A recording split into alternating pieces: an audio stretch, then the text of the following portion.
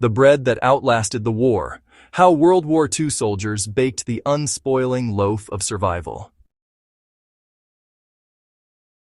They called it iron bread, hard as stone, humble as dirt, yet it fed armies and outlasted empires.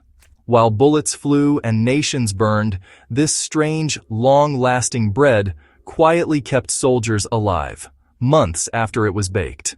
In the chaos of World War II, when food was as precious as ammunition, soldiers discovered a bread that refused to die. It was tough, dense, and tasted like survival itself, the forgotten recipe that stood against time, mold, and hunger. When the front lines stretched across continents and supply lines shattered overnight, armies faced a brutal truth. Fresh bread couldn't follow soldiers into the mud and snow. It spoiled fast, went stale in days, and molded in damp trenches. The answer? Reinvent bread itself. Both Allied and Axis forces needed something that could last for weeks, even months, without refrigeration. That's when military scientists, field bakers, and desperate soldiers began experimenting with a bread so dry, so dense, it could survive the hell of war. This was not your grandma's soft, buttery loaf. This was fuel, compact, indestructible, built to outlive battles. It was baked low and slow, dehydrated instead of cooked, turning it into a block of pure energy. Soldiers joked that you could use it as a hammer one day and eat it the next. But that little brick of bread saved lives in the trenches, on submarines, and deep in frozen forests. So what made this bread nearly immortal? The secret wasn't in fancy ingredients. It was in chemistry and sheer necessity. Traditional loaves use water-rich doughs that create softness. But water means bacteria. Water means mold. In wartime, that was a death sentence. The soldier's bread was the opposite. Stripped of moisture, baked at lower temperatures for hours until it was bone dry. That lack of water became its armor. Its ingredients were basic but strategic. Coarse whole grain flour for fiber and strength, a touch of salt to preserve, and sometimes a hint of sugar or honey for energy.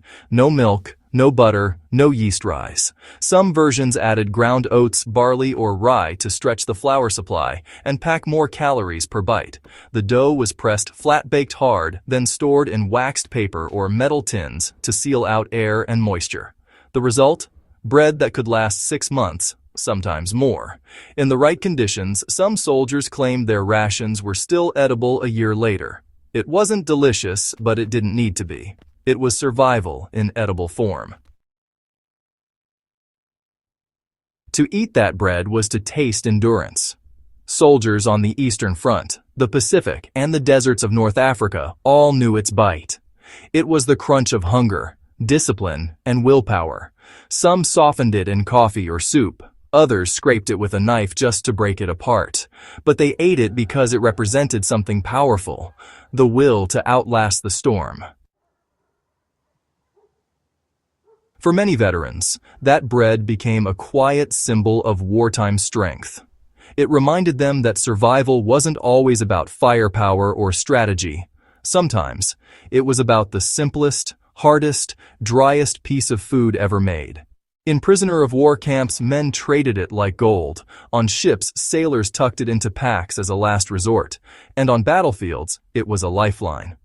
While bombs destroyed cities, this bread refused to rot. Modern scientists have revisited this recipe with fascination. The key wasn't just dehydration, it was balance. The bread's low moisture content combined with its slightly acidic environment made it nearly impossible for bacteria or mold to grow. In essence, it was the edible version of time freeze. And while it lacked flavor, it was a nutritional powerhouse for its time. Heavy on carbohydrates, trace minerals, and plant protein. Today, we'd probably call it field survival food. Back then, it was just called rations.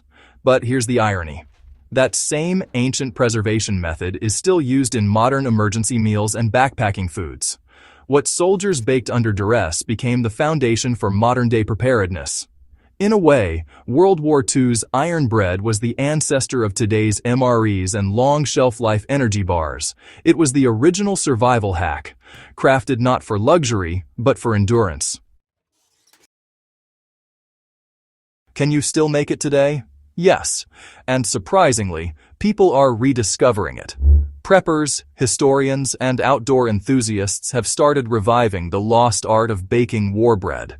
The process is simple, but, well, it's pretty precise. Use coarse flour, rye, barley, or whole wheat. Mix with a pinch of salt and just enough water to form a dense dough. Bake it long and low until it's completely dry. What comes out of the oven might not win any flavor contests, but it will last longer than most modern foods. In a world of instant gratification and disposable everything, this humble loaf stands as a reminder that true sustenance comes from patience, resourcefulness, and knowledge. The story of the bread that never spoiled isn't just about food. It's about human resilience. In the darkest days of World War II, when hope was rationed and survival was uncertain, people turned to science, tradition, and sheer will to create something that defied decay.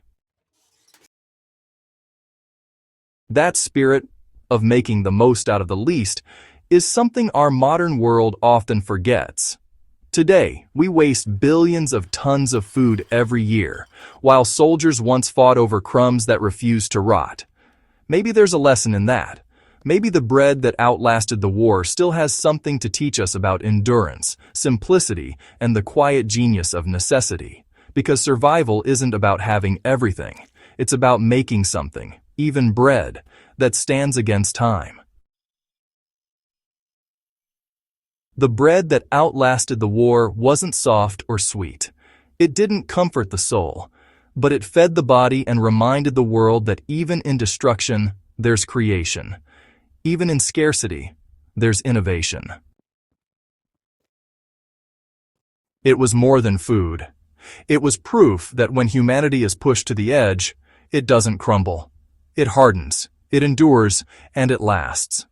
If you found this story as fascinating as we did, make sure to subscribe to Wisdom from the Frontlines and share this video with someone who loves forgotten history and survival secrets.